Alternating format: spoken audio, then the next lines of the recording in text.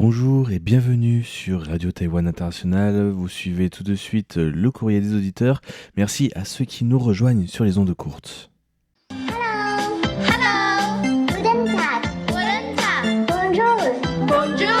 Здравствуйте. Здравствуйте. Hola. Hola. Konnichiwa. Konnichiwa. Xin chào. Xin chào. Sawadee-ka. Sawadee-ka. Bonjour et bienvenue pour ce nouvel épisode du courrier des auditeurs. Vous êtes en compagnie de Valentin Floquet Et de Florian Dai. pour vous parler et répondre de l'actualité de la radio et répondre à vos questions. Donc cette semaine dans l'actualité de la radio, comme d'habitude, comme ces derniers jours, en fait ces dernières semaines, nous avons parlé, nous avons cette transmission en direct depuis l'antenne de Damché, qui est la grande actualité de la radio en ce mois d'août. Nous avons eu déjà beaucoup de rapports d'écoute venant de nombreux pays et nous vous remercions tous beaucoup de cette participation très active. Plein de gens nous ont contactés avec notamment des auditeurs qu'on avait peut-être perdu un peu de vue, d'autres qui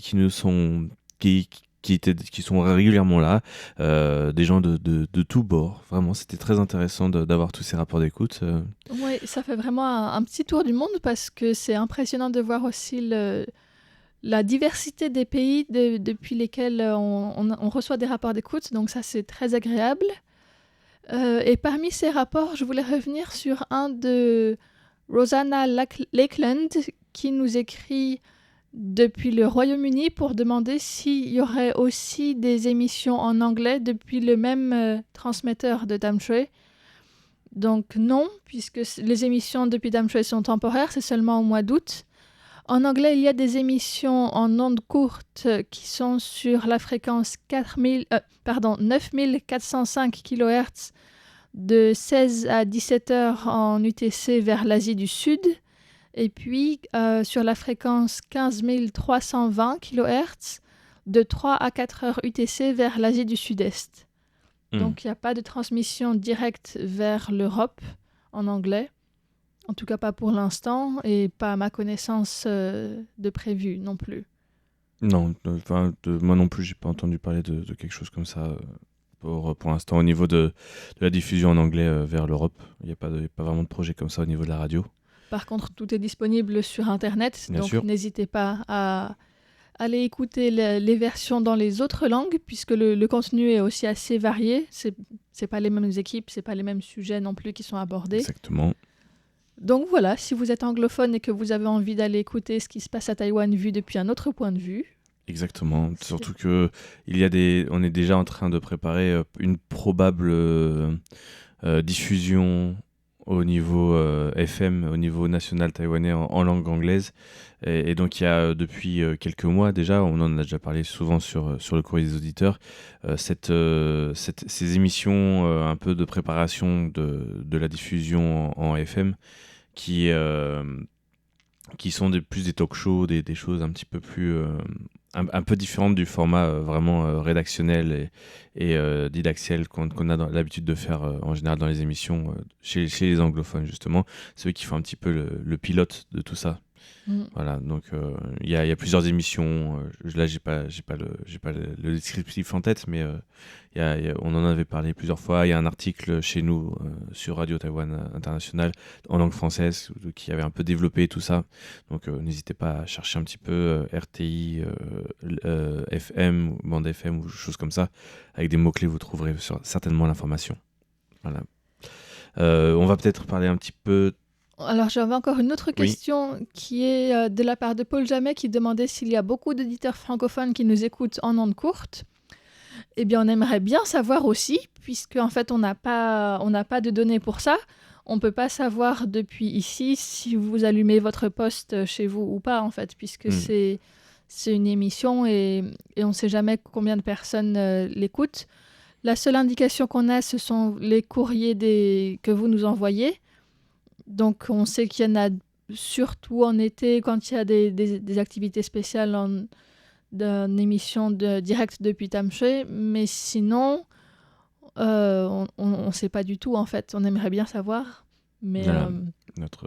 Vraiment notre seul point de retour, c'est vraiment les retours des auditeurs, notre point de de statistiques qu'on a par rapport à l'auditoire. C'est vraiment les auditeurs qui nous donnent leur retour, leur rapport d'écoute, etc. C'est très important. C'est pour ça qu'on vous rappelle régulièrement c'est l'importance de votre participation, et nous vous remercions à tous vraiment d'être pour beaucoup très réguliers sur vos rapports d'écoute, et ça nous fait bien sûr toujours très plaisir, que ce soit bien sûr nous, la rédaction francophone, mais même au niveau de la radio en général, d'avoir vraiment ces rapports d'écoute. C'est très précieux, et nous vous remercions vraiment encore une fois de pouvoir nous donner ces informations. Et une manière qu'on a aussi de vous remercier ou de vous encourager à donner des rapports d'écoute, à nous envoyer des rapports d'écoute, c'est avec les petits cadeaux. Et on a récemment su qu'un auditeur du Maroc a reçu un cadeau gagné en 2020. Puisque, comme vous le saviez, avec le Covid, les liaisons par la poste ont été interrompues vers beaucoup de pays. Et donc, enfin, un cadeau gagné en 2020 a été reçu au Maroc. Donc, ça nous fait très plaisir aussi de savoir qu'il est arrivé à bon port. Donc, c'est Mouad Belgride qui nous a informé de cette réception. Alors, par rapport à l'Afrique, maintenant, les pays vers lesquels les liaisons depuis Taïwan ont été reprises sont l'Égypte, l'Afrique du Sud, le Ghana, le Nigeria, le Maroc et le Kenya. Donc, si vous êtes dans d'autres pays francophones, je pense notamment à la Tunisie, il faudra encore attendre un petit peu. Je ne sais pas du tout combien de temps. Je pense aussi même à l'Égypte, parce qu'au final, il y a beaucoup de francophones en Égypte aussi. Ouais. Même si c'est pas un pays francophone en soi-même, il y a aussi beaucoup de francophones en Égypte. Ça pourrait, si vous écoutez cette émission, en tout cas, vous dire que voilà, si vous voulez participer au concours, c'est possible. Voilà, vous avez une chance de gagner un cadeau qui n'arrive pas dans 3 ans. Potentiellement, même si on espère que ce sera rétabli avant. Mais donc voilà pour l'actualité par rapport aux émissions en ondes courtes et aux cadeaux. Oui, juste pour rappeler encore par rapport aux ondes courtes du mois d'août qui sont encore en cours, vous devez peut-être encore en écouter aujourd'hui ou demain quand vous écouterez cette émission. Nous vous invitons bien sûr encore à participer, ceux qui ne l'auraient pas encore fait ou qui auraient oublié. Il y a encore cette semaine qui vous permet de faire ça. Et vendredi, samedi, dimanche. Voilà, ce vendredi, ce samedi et ce dimanche. Et après, on sera déjà rendu en septembre, oui. Donc ça sera pour l'année prochaine. Voilà, donc c'est la dernière occasion. C'est pour ça que je vous le rappelle aussi un petit peu. C'est la dernière occasion pour pouvoir nous écouter. En plus, c'est des rediffusions. Ça peut permettre de redécouvrir certains sujets, des choses parfois qui ne sont pas forcément diffusées en ondes courtes aussi. Je pense notamment, par exemple, à l'émission que j'anime le jeudi sur l'entrepreneuriat ou d'autres émissions dans ce genre qui ont permis de faire un petit peu le pilote. Donc voilà, découvrez un petit peu plus de contenu sur Radio Taïwan International grâce à ces diffusions en direct de Damché. Voilà, donc ça va être tout pour la partie émission ondes courtes. On voulait aussi vous rappeler les concours du mois d'août et puis trimestriels, puisqu'il y a toujours des cadeaux à gagner. Pour le mois d'août, c'est donc la dernière semaine aussi pour laquelle c'est ce concours-ci, où on vous demandait de donner les noms de 2 sénateurs français, ou sénatrices d'ailleurs, qui ont honoré Taïwan de leur visite fin juillet. Oui, c'est drôle. C'est une petite aparté comme ça, mais j'ai entendu dire que j'ai parlé une fois sur Internet à un attaché parlementaire d'une des sénatrices. Voilà, par hasard. Voilà, c'était trop. Ça me fait penser à ça quand on parle de ça, parce que voilà, j'ai été en discussion avec une des personnes qui est l'attaché parlementaire d'une des sénatrices qui s'est rendue à Taïwan en juillet. Donc en tout cas, donc il y a des sénatrices et des sénateurs qui sont venus, donc c'est pour ça que tu as précisé, c'est très bien. Et c'est un petit indice pour cette dernière édition du concours. Et il y a 10 gagnants, et c'est notamment, moi je les aime beaucoup, ces petits écussons de l'ours formosan donnant un uppercut à Winnie l'ourson. Winnie l'ourson qui est la représentation de Xi Jinping en caricature, souvent pour railler en tout cas le dirigeant chinois. Voilà, donc 10 écussons à gagner, et ce sera donc ça pour le concours mensuel. Après, pour le concours trimestriel qui a encore un bon mois devant lui pour pouvoir y participer, il était question de d'un petit travail de mémoire en fait par rapport à cet éditeur, mais aussi animateur à Radio Taïwan International qui a récemment, un peu moins maintenant, disparu en Chine. Et on vous demande bien soit son surnom, soit son nom officiel. Donc, voilà, ça c'est aussi un petit peu notre... voilà, une petite pensée à notre collègue de Radio Taïwan International qui a disparu en Chine et dont on n'a pas trop de nouvelles pour l'instant. On sait qu'il est retenu par les autorités. Mais il n'y a pas eu d'aveu, il n'y a pas eu de... Souvent, dans ces affaires-là, il y a toujours un procès rapide, un peu étrange qui survient à un moment donné. Et là, on n'est toujours même pas à cette phase-là, donc on ne sait pas dans quelles conditions, pourquoi il a été arrêté ou pourquoi il a disparu. Il n'y a aucune information pour le moment. Donc voilà, donc une petite pensée pour lui. Donc voilà, quel est son nom ? Vous nous le direz par email ou par courrier. Vous avez encore donc un bon petit mois pour pouvoir préparer votre réponse. Et pour tenter de gagner des arrosoirs de poche en métal. Donc il y en a 4. Et... j'appelle ça des arrosoirs à cactus. Vous savez, les tout petits cactus là, c'est des tout petits arrosoirs qui vont avec. Sachant que les cactus ont très peu besoin de... Donc vous pourrez utiliser l'arrosoir une fois par mois. Voilà. Mais ils peuvent servir aussi souvent en tant que décoration. Vous mettez un peu de terre dedans, une petite plante dessus, ça peut être sympa aussi. Donc on peut soit s'en servir pour arroser le cactus, soit pour mettre un cactus dedans. C'est voilà, plus ou moins. C'est l'idée. Voilà. Donc c'est tout pour les concours de cette semaine. Oui. Ouais. Donc en tout cas même pour les annonces, je pense de la radio, on a fait à peu près le tour. Voilà, donc on va passer aux questions. Oui. J'en avais plusieurs. Merci de nous en envoyer régulièrement. Ça nous fait toujours plaisir de savoir à quoi vous vous intéressez aussi par rapport à l'actualité de Taïwan. J'avais envie de répondre à une question de Jacques Augustin par rapport aux élections d'abord. Il nous demandait si l'actuel chef d'État pourra se représenter et si c'est conforme à la loi de Taïwan. Alors non.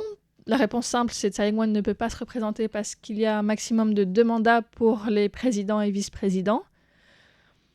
Les conditions pour pouvoir se présenter à la présidence, c'est d'une part d'être citoyen ou citoyenne de la République de Chine, Taïwan, d'avoir 40 ans minimum et d'être résident à Taïwan depuis au moins 15 ans avec une présence à Taïwan de 6 mois par an minimum. Il faut savoir qu'il est interdit de se présenter pour plusieurs catégories de personnes, le personnel militaire, les membres du comité des élections, les personnes ayant une autre nationalité ou bien résidant en Chine, ainsi que les personnes qui ont restauré leur nationalité ou bien qui l'ont acquise par naturalisation. Donc si c'est une question de travail comme militaire ou bien faire partie du comité des élections, il faut d'abord s'en retirer avant de se présenter. Et puis si c'est une question de nationalité, c'est juste pas possible. Bon, je vais commenter un petit peu, mais bon, oui. c'est assez pas très cool quand même pour tous les immigrants, etc. C'est très restrictif au niveau de ça. Donc même ceux qui sont naturalisés pour avoir rendu service à Taïwan ne pourraient pas espérer pouvoir postuler à ce genre de travail. Je ne sais pas trop comment c'est dans les autres pays, si les personnes qui ont été naturalisées ont le droit de se présenter à la présidence ou pas. Je ne sais pas. Je pense que si, ça doit être possible. Je vois pas pourquoi ça... Là, j'ai pas les... Ouais, les détails. Je veux dire, effectivement, ça exclut pas mal de personnes. Et en même temps, je pense pas que ce soit si exceptionnel. Oui, non, mais je pense pas que ce soit si exceptionnel, mais ouais, c'est vrai que ça peut... c'est vrai que, je sais pas, en Europe, c'est pas comme un peu plus ouvert, par exemple. À voir. Faudra qu'on creuse la question. C'est autre chose à comparer, peut-être. Si vous avez la réponse ou si vous voulez nous partager comment c'est dans votre pays, vous êtes les bienvenus à nous le dire. Ouais. Voilà, on va faire un appel à contribution. Et puis, il faut aussi savoir que président et vice-président sont élus sur un seul ticket. La candidature est commune. Et c'est possible pour les partis qui ont obtenu au moins 5% des votes aux élections présidentielles ou législatives précédentes de nominer directement des candidats. Donc, c'est le cas, par exemple, du KMT et du DPP. Et sinon, les candidats peuvent être nominés s'ils ont une pétition qui est signée par des votants dont le nombre représente 1,5% du nombre total d'électeurs potentiels donc aux dernières élections législatives. En 2012, ça représentait plus de 250 000 signatures. Donc il faut avoir quand même un certain support de la population pour pouvoir se présenter. Et les élections ont lieu en un seul tour. Le duo président-vice-président qui a le plus de voix gagne. Donc c'est une élection universelle directe à majorité simple. Oui, voilà. Voilà le petit bilan pour les règles des élections qui font que l'actuelle présidente ne peut pas se représenter. Oui. Et on va peut-être parler un petit peu. J'ai une autre question. C'était une question de qui, on l'a dit ? C'est une question de Jacques Augustin. Oui, merci beaucoup en tout cas Jacques Augustin pour cette question. J'ai pas suivi, désolé. Et donc moi j'ai une question de mon côté de Christian Guibaudo qui parlait en fait des élus, des déplacements des élus, des sénateurs, des parlementaires Effectivement. à Taïwan. Et il voulait savoir en fait que ce soit surtout ceux qui viennent d'Europe, hein. On en voit plein de pays qui n'étaient pas forcément, qui n'envoyaient pas forcément beaucoup de parlementaires avant. Maintenant, on voit des pays un peu plus, comment dire, j'ai pas envie de dire un peu moins connus peut-être pour les relations avec Taïwan. Ou un peu plus influent sur la scène internationale. Voilà. Et donc d'Europe qui maintenant envoie quand même des parlementaires à Taïwan. Et donc il demandait en fait ce que cela changeait en fait sur la présence à l'international de Taïwan. Donc ce qu'on peut dire en fait sur cette question en fait des parlementaires, on peut peut-être rappeler un petit peu leur rôle. Qu'est-ce qu'ils viennent faire à Taïwan au final? Développer déjà des collaborations, des coopérations. Souvent il y a des signatures, ils emmènent parfois des délégations de gens du privé, pas toujours, hein, mais ça peut être le cas.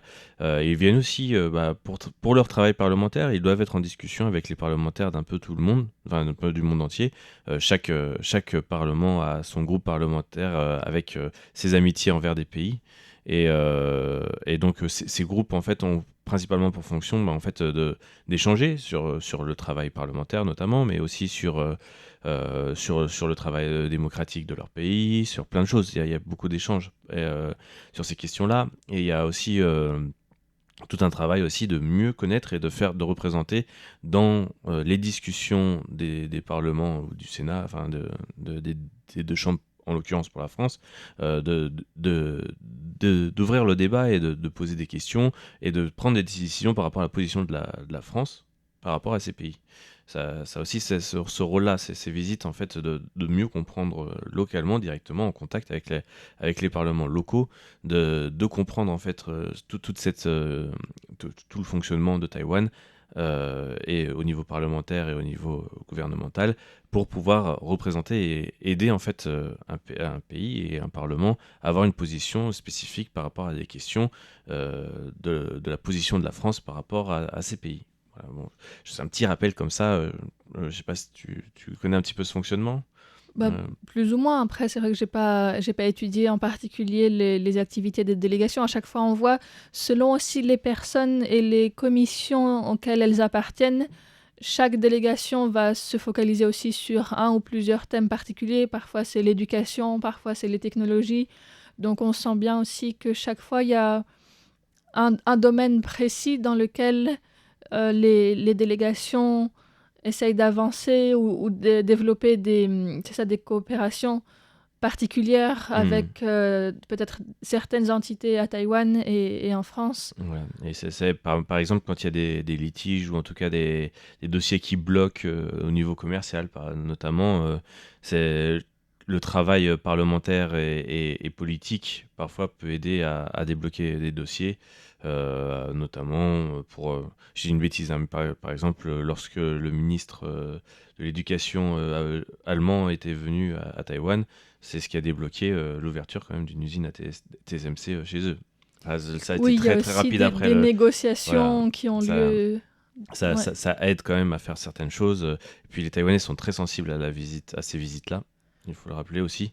J'en parlais l'autre fois avec Antoine Bondaz qui me disait que que voilà, c'était pas forcément logiquement quelque chose de nécessaire, mais et que la position de Taïwan là-dessus n'était pas forcément, comment dire, logique en tout cas, et que ce qui était le plus important, c'était les vraies collaborations et le vrai travail interculturel, etc. Mais qu'il faut pas négliger en fait cette sensibilité taïwanaise d'avoir des gens avec certaines positions. Vraiment que la position de la personne qui vient est vraiment importante aux yeux des Taïwanais, et donc faut le rappeler un petit peu quand même. Et puis on peut voir aussi qu'elle est importante aux yeux des Chinois, parce que si c'est quelqu'un qui est d'un niveau au-dessus, on pense à ce qui s'est passé en août dernier, quand c'est Nancy Pelosi qui était venue à Taïwan. La Chine a réagi et ça montre bien qu'elle y accorde une grande importance aussi. Donc quand c'est au niveau des parlementaires, évidemment, c'est pas la même chose, mais en même temps, ça institue aussi une forme de normalité d'échange, au moins à ce niveau-là, si pas au niveau présidentiel. Mais ça indique que Taïwan a quand même des relations avec les pays du monde qui se font indépendamment de la Chine. Et ça, c'est très important aussi pour Taïwan. Bah oui, c'est essentiel pour eux, et voilà, on peut comprendre cette sensibilité, même si voilà, techniquement, selon, en tout cas, au niveau du travail d'échange et de coopération, cela ne change pas grand-chose. C'est politiquement et on va dire sensiblement quelque chose d'important. Voilà. Ouais. Donc merci à Christian Guibaudot pour cette question. On va peut-être passer à une prochaine question. Oui, il y avait encore une question de Jean-Michel Aubier à laquelle je voulais répondre, qui nous avait demandé où en est le projet de rénovation du réseau ferroviaire de la forêt d'Alishan, parce qu'il y avait une réhabilitation prévue pour cette année, et donc il nous demande si elle est terminée. Alors, le réseau ferroviaire d'Alishan, donc Alishan est une montagne qui est à peu près au niveau du comté de Chiayi, plutôt dans le sud de Taïwan, et c'est un lieu touristique très connu aussi, avec un parc naturel assez beau, avec voilà, qui est très touristique, et donc il y avait une ligne de chemin de fer qui est toujours en travaux. Elle avait été très touchée par un typhon en 2009, et elle avait été endommagée à plus de 400 endroits. La restauration a été achevée en 2015, et puis à peine quelques jours plus tard, il y a un autre typhon, le typhon Dujuan, qui a de nouveau fait effondrer un tunnel. Et c'est toujours ce tunnel qui est en travaux actuellement depuis 2021. Donc pour l'instant, la ligne est accessible depuis Chiayi jusqu'à la gare de Shenzhou, sachant que cette gare est à 10 km d'Alishan par la route et à 800 mètres de dénivelé de distance. Donc c'est pas si loin que ça, mais c'est pas facile à travailler là, puisque voilà, en juin, c'est encore des travaux d'étanchéisation du tunnel qui s'appelle le tunnel numéro 42, avec l'installation de tuyaux pour le drainage, et ce sont des travaux qui sont prévus jusqu'en mi-novembre. Ensuite, il faudra poser les rails, et avec le terrain montagneux, c'est vraiment difficile d'accès et c'est très fragile aussi. À chaque typhon, il y a de nouveau des éboulements, etc., qui ont lieu dans tout Taïwan et surtout dans les régions montagneuses. Donc c'est vrai que je pense aux pluies torrentielles qu'on vit en ce moment. Alors je sais pas sur cette région-là si elles sont aussi conséquentes que ce qu'on vit à Taipei depuis quelques semaines, mais ça peut aussi influencer et retarder les travaux, ce genre de pluies qui sont quotidiennes en ce moment. Ouais. Donc là, je sais pas exactement pour cette région-là ces jours-ci, mais voilà, c'est sûr que ça ne facilite pas le travail. Donc cette rénovation était initialement prévue pour fin 2023, et en fait la reconstruction de ce tunnel, comme elle est toujours en cours, c'est le dernier kilomètre de la ligne qui manque, mais il y a un retard global qui est dû en partie à la pandémie de Covid-19, en partie à la guerre russo-ukrainienne qui fait qu'il y a eu une pénurie d'explosifs. En partie, c'est dû aussi au manque de main-d'œuvre à Taïwan dans ce domaine en général. Et donc, l'objectif qui est annoncé pour l'instant, c'est la deuxième moitié de l'année 2024. Donc, ça sera peut-être repoussé de presque un an. Ouais, presque un an, ouais. Ouh, je pensais pas que ça allait être repoussé autant, mais ouais. J'avais vu un article qui datait de juin en disant qu'il visait la mi-2024.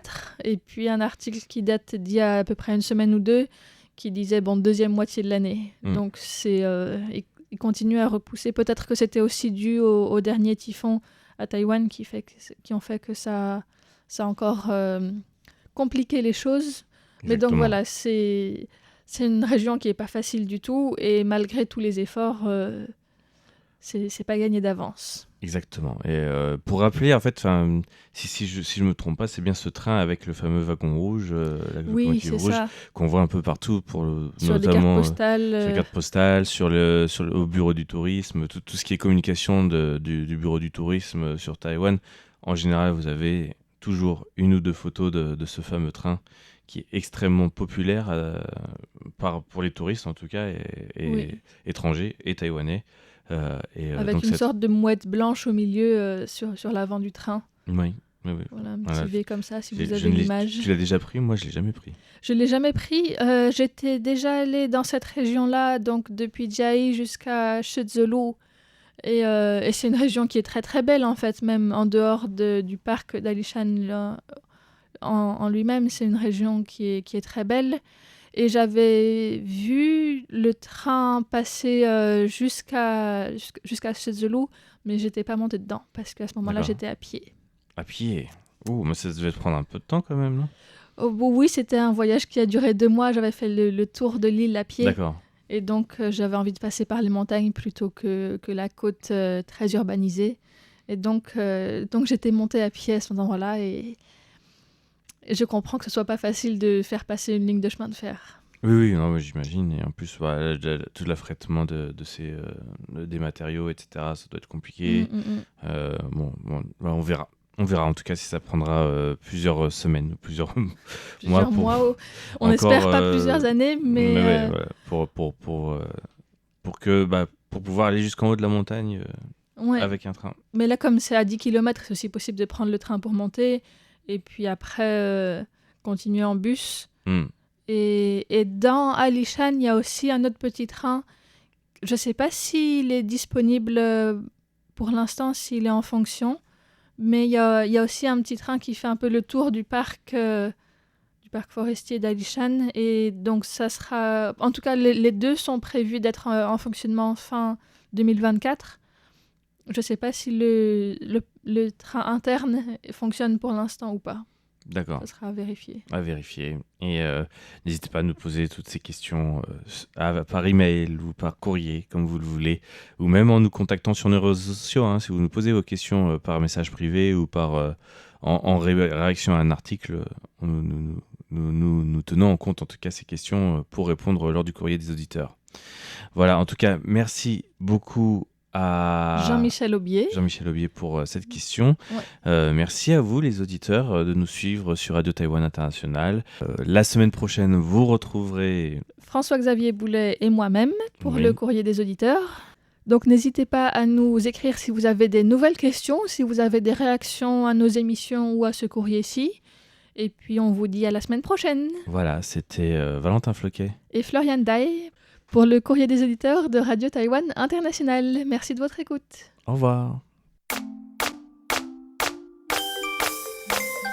你好，你好，你好，你好，你好，你好，你好，你好 ，Hello， Hello， Guten Tag， Guten Tag， Bonjour， Bonjour， Здравствуйте， Hola， Hola， Konnichiwa， Konnichiwa， Xin chào， Xin chào， Sawadee ka， Apa kabar， Apa kabar。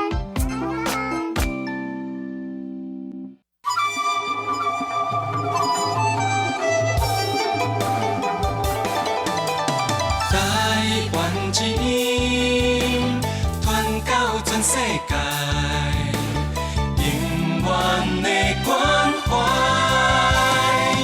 最上心爱的电台 RTI。